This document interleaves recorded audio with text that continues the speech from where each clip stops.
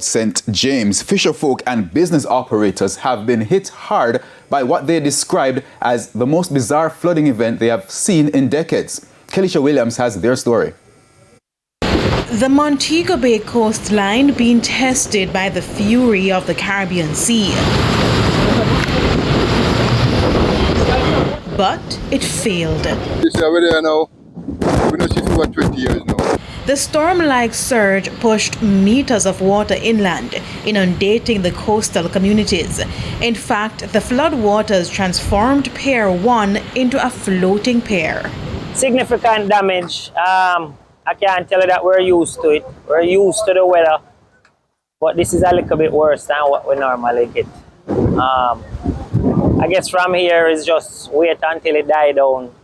All hands on deck. The heavy rain started Monday evening as the island experienced bad weather associated with a cold front. However, we were told this is far worse than what residents had anticipated. It's part of life. Nobody hurt. So the damage that we have can be rebuilt. For these fishermen, the future seems more bleak. As they tried to save their vessels and fishing equipment, they could not help but reflect on what they lost at sea. The amount of damage, you have boat engine leak off, you have other boat bust up. There are several works. But you know what thing, like this morning, everyone who against one another, everyone come together and start dealing with it and start dealing with the issue and start work, pushing up boat, pushing my boat and taking care of everything. Minor injuries, persons suffered while trying to secure the vessels because this is their livelihood.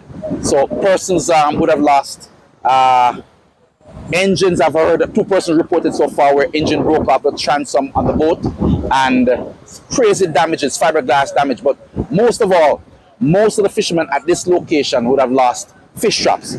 Now, a roll of wire, fishing wire, can range you anywhere from $18,000 to $30,000. That does not include paying somebody to make the fish trap or buying the actual wire that you need to do so. The fishermen are now hoping that they can get some assistance to rebuild their lives. But is this a sign of what's to come as climate change worsens weather events globally? According to the Intergovernmental Panel on Climate Change IPCC report in 2023, extreme sea level events are projected to occur at least annually in many areas across the world by 2100. It also indicated that global warming will continue to make rainfall more unpredictable and intense over the next few years. Kelisha Williams, TVJ News.